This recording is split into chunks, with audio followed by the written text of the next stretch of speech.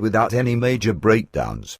Unfortunately, we had to recognize that still in no way can the forms of laws and commandments, which are valid with us, be brought to application in the group. We've prepared for you the simplest rules to follow, which were tailored to your standards, but this work was for nothing. Therefore, it only remains that a form is prepared, which is determinative and which must be followed accordingly, as this is the case with you in certain institutions. There is no other possibility, unfortunately.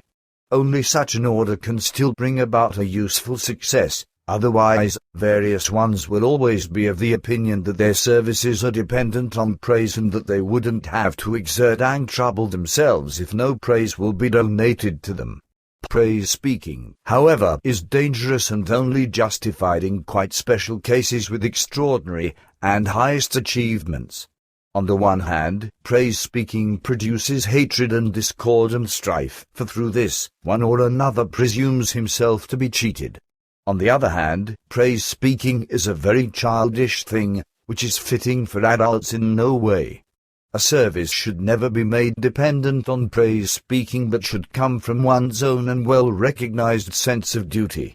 Whoever isn't able to recognize this yet, however, is still very much caught up in worldly and material values and also thinks selfishly, which then also leads to the fact that these human beings want to take up very much for themselves alone, and they become of the crazy opinion that if they just don't get something expected for their time and in accordance with their will, then they are discriminated against, and they believe that one devotes oneself to them too little.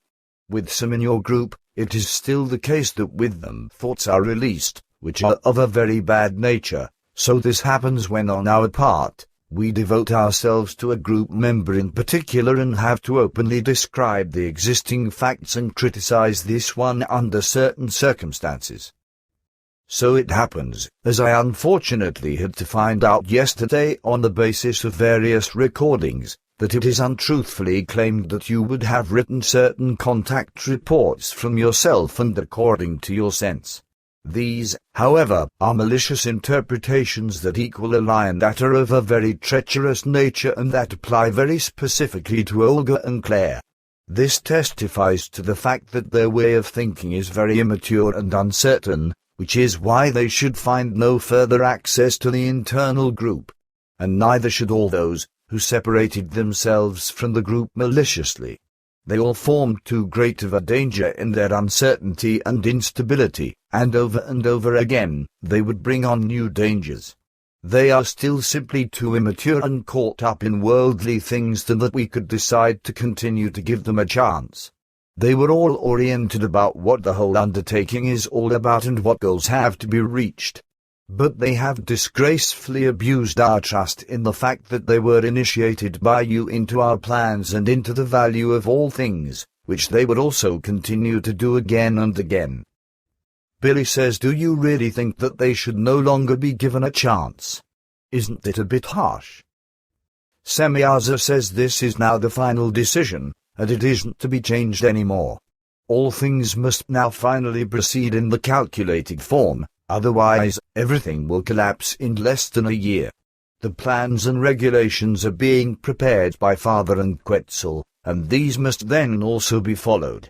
If this doesn't happen, then we will turn away from you permanently, for a failure to comply would have as a consequence that everything falls at some other time into those terrible forms, as this already happened at earlier times.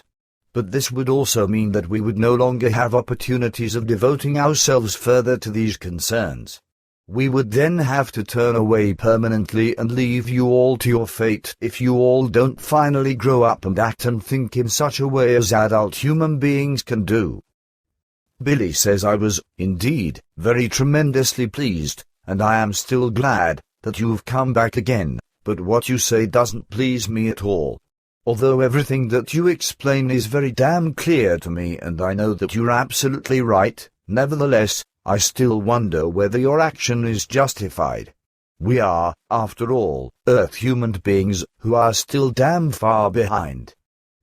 Semyaza says, sure, with that, you have, indeed, seen things correctly, but yet, You forget at the same time that we let you all receive so much knowledge and also gave you all very precise rules of behavior in many concerns over and over again, which should have been followed by all of you, but which you did not do, that you might have learned so much from it that everything should be progressed in good measure, without these continual and quite vicious breakdowns.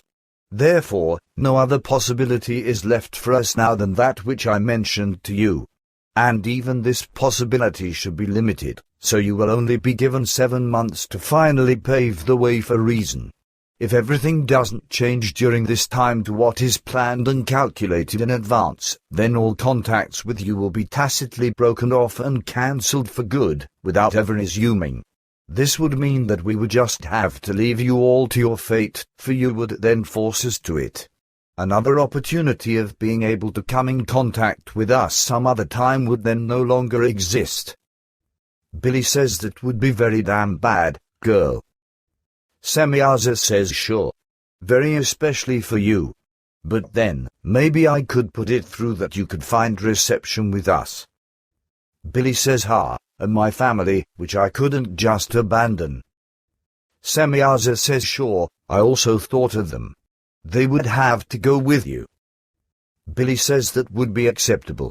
That wouldn't be difficult for me, but you know, nevertheless, that some individuals of the group strive quite tremendously, so it would be unfair if they had to stagnate just because of some troublemakers.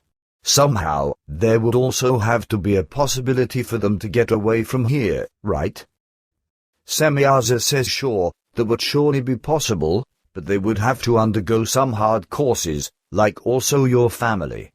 But it shouldn't come so far, as our task lies in other areas, namely here on Earth.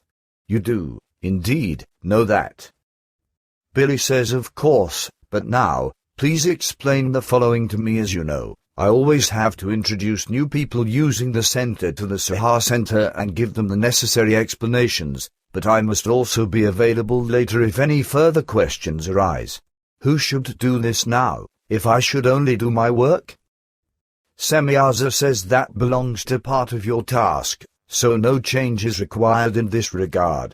But this shouldn't mean that you should bring users of the center there only because they don't want to be brought there by those responsible for it, to whom this task is assigned. You are not responsible for this and also shouldn't do it. There is no reason why the others, Jacobus and your wife, should be left out.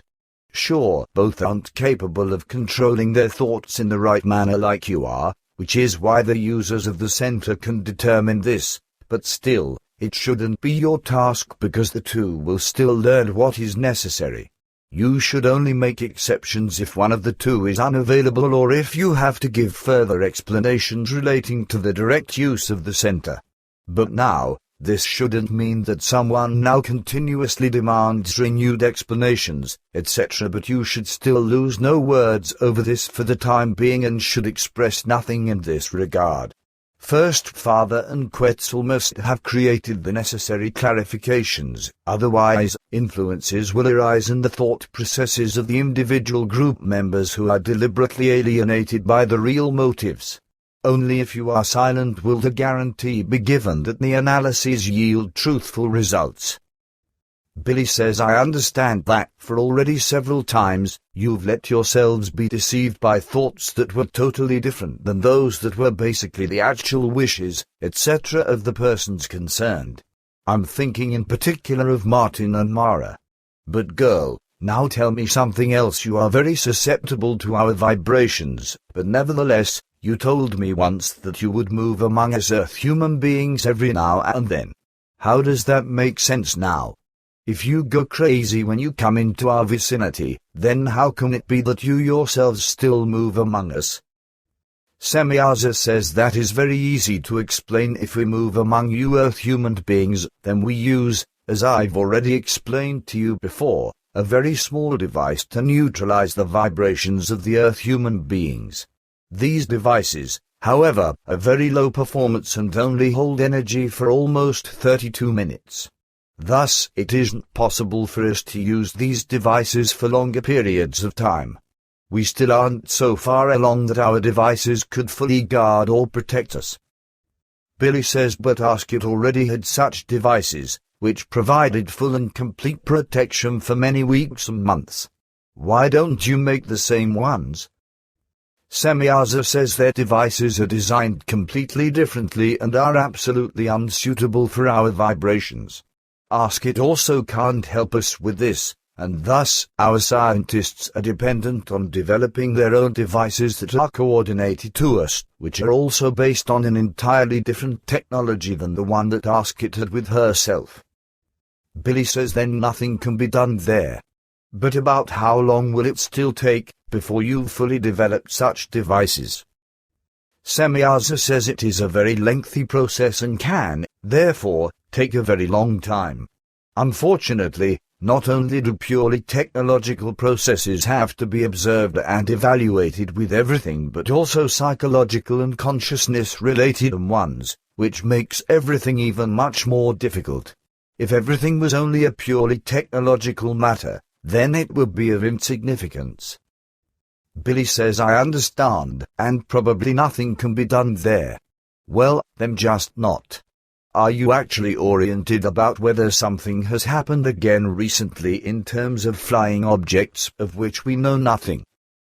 Pleija says, about that, I can tell you some news, which I found out a few days ago from Manara. I have, indeed, already been back here for some time longer than my sister. You are surely still able to remember that in autumn of last year, a flying object unknown to us appeared, which responded to none of our calls. To this day, we still haven't been able to get a hold of this, even though it still moves in the earthly space. So far, if we tried to get a hold of this object, it regularly escaped by retreating into a dimension unknown to us. This same object, in the course of last autumn, has now done some things that are incomprehensible to us, and we expect that the same or similar events will happen again. Thus, this flying object, with which it undoubtedly concerns a small spaceship, caused some devastation in Russia last autumn. Thus, this approximately 100-meter-wide ship ventured in broad daylight over the Russian city of Petrozavodsk and shot down on the earth with already well-developed laser cannons, whereby some damage was caused. Of course, the inhabitants of the city were moved into fear and fright through this, and everything didn't exactly serve to produce a friendly disposition toward all those who come from outside of the Earth to this planet. Billy says that's also understandable. But then, where was this exactly? Can you give me more details? Also about the time and the day? Pleija says it was on Tuesday, on the 20th of September, 1977, at 4:07 p.m. The object, no doubt a small spaceship, as I already said, came over the city of Petrozavodsk at Lake Wago, shot out of the clouds, paused for more than 11 minutes over the port area, and then, suddenly and for inexplicable reasons, set its laser cannons in function. Translator's note: arcana.wiki.com weblink www.debunker.com weblink russianufology.html. Billy says, and you first learned of this in the last few days? Pleija says yes, because we only move in Russia very rarely, for this land area falls under the control of another of our branch stations.